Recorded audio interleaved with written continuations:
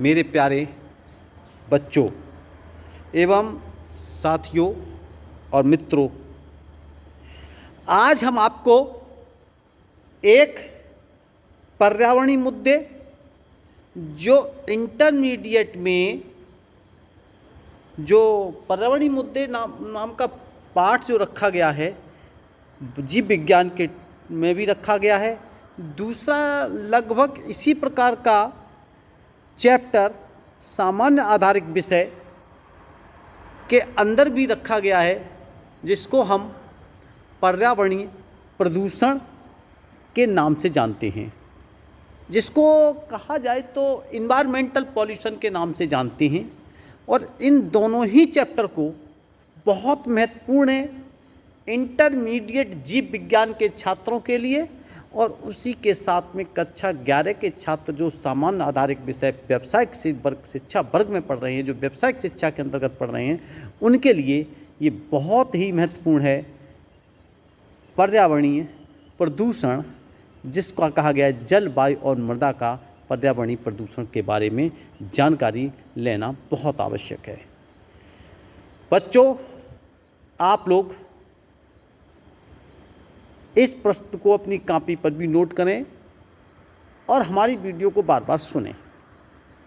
हम समझते हैं कि आपके लिए कहीं किसी न किसी हद तक बहुत ही उपयोगी और लाभकारी होगी।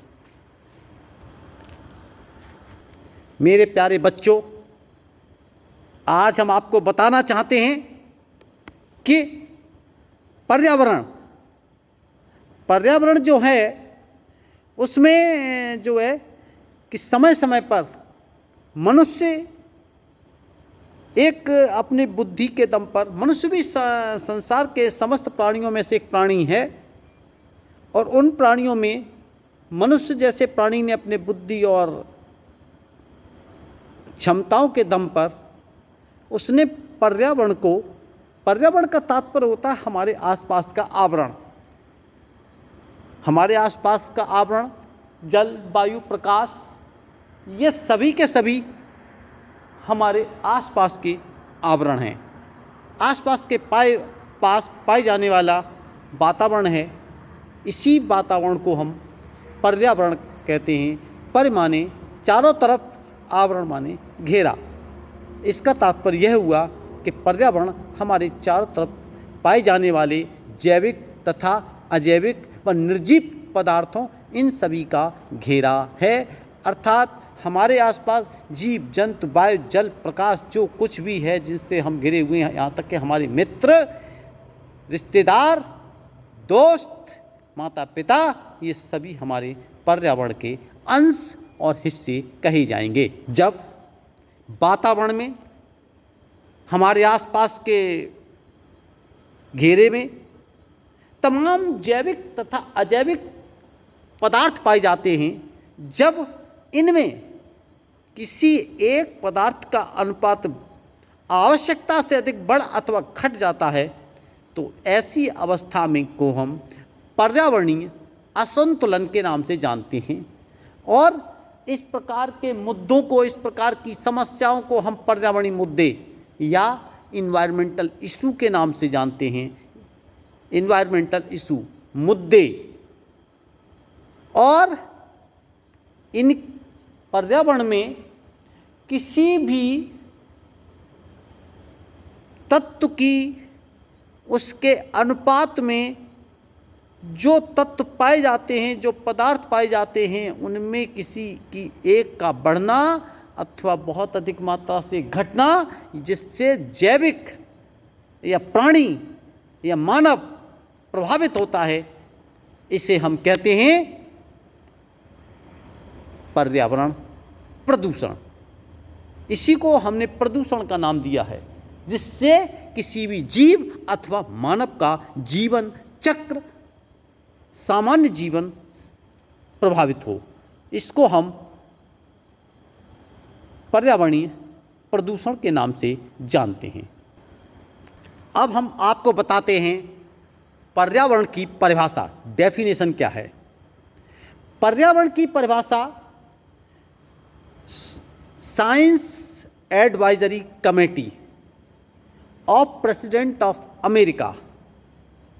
कहने का तात्पर्य यह है, अमेरिका के राष्ट्रपति की वैज्ञानिक सलाहकार समिति द्वारा जो पर्यावरण की परिभाषा को बताया गया है कि क्या पर्यावरण चीज़ है, वो इस प्रकार को है, जिसको सबसे पहले 1995 में science advisory committee of USA के द्वारा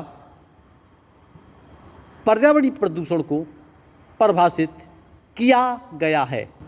वातावरणीय प्रदूषण मनुष्यों की गतिविधियों द्वारा, वातावरणीय प्रदूषण मनुष्यों की गतिविधियों द्वारा प्रत्यक्ष या परोक्ष रूप से उत्पन्न उप उत्पाद है, जो वातावरण का पूर्ण रूप से अथवा अधिकतम प्रतिकूल परिवर्तन उत्पन्न करता है। ऊर्जा स्वरूप विकिरणों का स्तर, रासायनिक और भौतिक संगठन, जीवों की संख्या में परिवर्तन को प्रभावित करता है। यह आपको बता दें जो करता है, यहाँ पर इन्वर्टेड कॉमा क्लोज है, और यह अमेरिकी राष्ट्रपति की वैज्ञानिक सलाहकार समिति के द्वारा परिभाषित की गई परिभाषा है, जो प्रदूषण के विषय पर उन्होंने परिभाषित की। संयुक्त राष्ट्र संघ अमेरिका के राष्ट्रीय वैज्ञानिक अकादमी की पर्यावरण समिति 1966 के अनुसार जो पर्यावरणीय प्रदूषण की जो परिभाषा को स्पष्ट किया गया है या बताया गया है, वह इस प्रकार से है कि संपूर्ण पृथ्वी का जीव मंडल एक है। संपूर्ण पृथ्वी का जीव मंडल एक है। ऐसी स्थिति में राष्ट्रों की सीमा का भी प्रदूषण की समस्या से कोई संबंध नहीं है, वरन यह एक अंतर्राष्ट्रीय समस्या है जो जनसंख्या की वृद्धि के साथ साथ बढ़ती जाती है। अन्य शब्दों में अगर कहा जाए तो इस प्रकार कह सकते हैं कि चूंकि पृथ्वी अधिक भीड़ युक्त हो रही है, जीव जंतुओं से अधिक बढ़ रही है, अतः प्रदूषण से बचने का कोई रास्ता नहीं। एक व्यक्ति का कूड़ादान दूसरे प्रकार के जीवों का निवास स्थल है। अर्थात यह संयुक्त राष्ट्र अमेरिका की राष्ट्रीय अकादमी के द्वारा सुझाई गई पर्यावरणीय परिभाषा।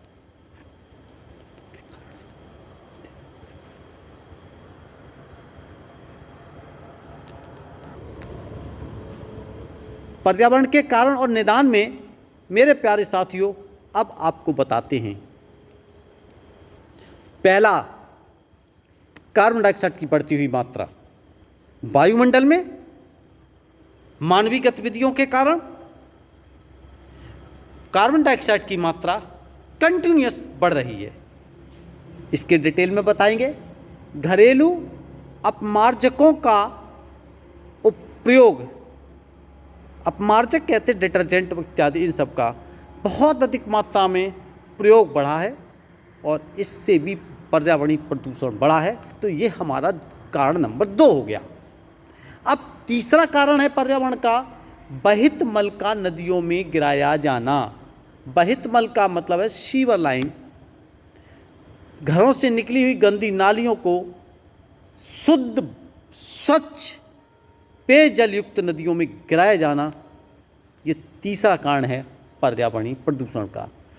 चौथा कारण है उद्योगों के अपशिष्ट पदार्थ। अपशिष्ट कहते हैं ऐसे बुरे पदार्थ, बेकार के पदार्थ जो उद्योग के लिए बेकार है, ऐसे पदार्थों, अपशिष्ट रासायनिक पदार्थों का निकास, ये हमारा चौथा कारण है। और पांचवा कारण है स्वतः चल निर्वातन, ऑटोमोबाइल, स्वतः चल निर्वातन का मतलब तमाम ऑटोमोबाइल इंजन, बस, कार इत्यादि, ये भी हमारा एक 5वें नंबर का कारण। छठवें नंबर का कारण है रेडियो धर्मिता, ये रेडियो धर्मी पदार्थ, इनके कारण भी हमारा वातावरण प्रदूषित होता है, ये भी एक प्रकार के पर्यावरण के कारण हैं। और अगला आता है कीटनाशक और अपतृण नाशक पदार्थ, कीटनाशक और अपतृण नाशक पदार्थ, ये भी हमारे लिए एक कहा जाए तो ऐसा इन 7वें नंबर का पर्यावरण प्रदूषण को फैलाने वाला कारण है। अगर आप इन 10 लगभग ये 7 कारण जो बताए हैं आपको, जिनके कारण से पर्यावरण प्रदूषण फैलता है, और इनको आप अच्छी तरीके से अगर तैयार कर लेंगे तो इनके बारे में डिटेल में लिखा जा सकता है, और इन कारणों की डिटेल के बारे में नहीं समझा रहे हैं, हम अगले टॉपिक में हम बताएंगे और किस प्रकार से पर्यावरणीय प्रदूषण कितने प्रकार का होता है। जय हिंद, जय भारत। अगर वीडियो को लाइक और सब्सक्राइब करें अच्छी लगने पर। धन्यवाद।